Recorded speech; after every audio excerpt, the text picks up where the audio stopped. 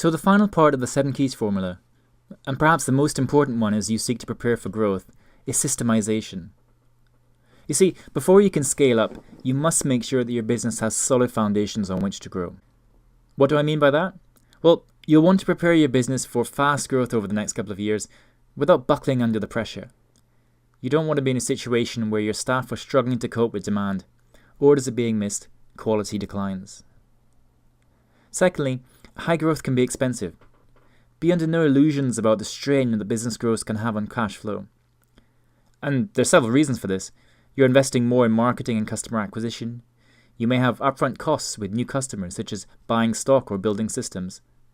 And your customers may not pay you for the next 30 or 60 days. But also, if your business depends on you in order to function, this can be a big barrier to the kind of growth that you desire. When you're a small startup, it's possible for you to be at the center of everything that's going on, guiding staff, managing relationships with clients, etc. But as the business grows, you simply can't remain closely involved in everything. And neither should you want to. This is your opportunity to bring on board staff with different skills, experiences, and perspectives to yours, which will make your business stronger. So how can systemization help you to mitigate some of these potential challenges?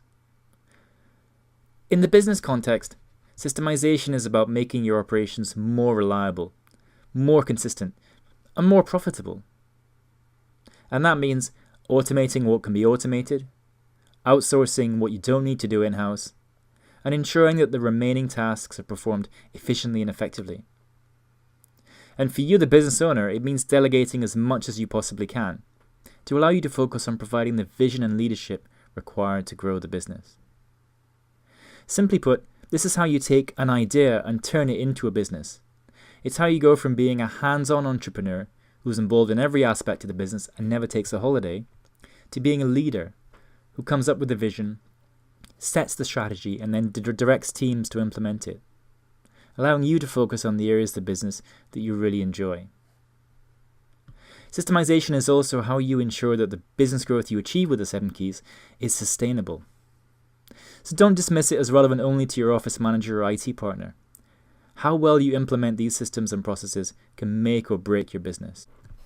So here are some of the key areas of your business that you'll need to systemize as you prepare to scale up. The companies that are successful are the ones that have developed reliable methods of generating sales again and again.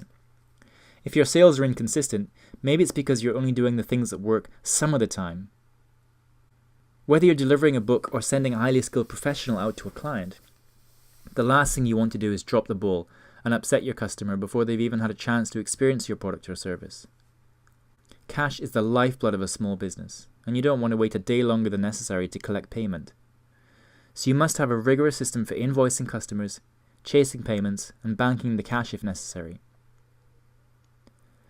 Unfortunately, it's rare that a customer will tell you when they're not completely happy with a service. They normally just stop doing business with you. That's why it's important for you to follow up with customers, get their feedback, and correct any problems. If you can turn an unhappy customer into a happy one, you might just create a long-term relationship. Here are some other important areas that should be systemized as you prepare to grow. Now, at a high level, there are 4 steps necessary for systemization. The first is to review and analyze your business as it is now. You'll be looking at what works and what doesn't work, as well as documenting existing systems in order to identify areas for improvement.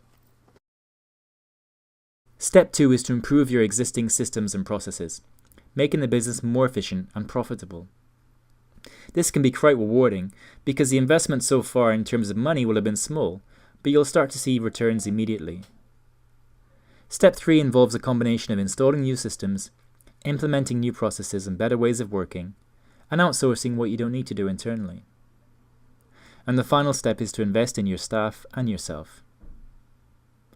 But perhaps the most important part of systemization is for you as a business owner to relinquish some control. Your business will not grow unless you learn to delegate tasks and trust other people to do them. So I hope you can see how systemization will help you to develop a more profitable business, a more valuable business, and frankly a business that's more fun for you and your staff to work in. So I'd like you now to write down all of the operations that are required in order for your business to function, from finding new customers to paying suppliers, delivering your core services, filing tax returns, and so on. And from this list, start thinking about what you can do to improve, outsource, and automate.